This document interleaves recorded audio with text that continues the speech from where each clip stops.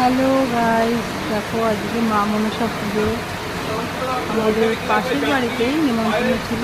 দেখো আমরা মায়ের পুজোর ভোগ খেতে এসেছি।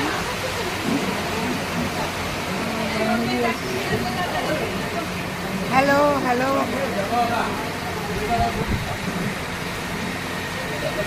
দেখো কত লোক, আমরা মায়ের ভোগ খেতে এসেছি।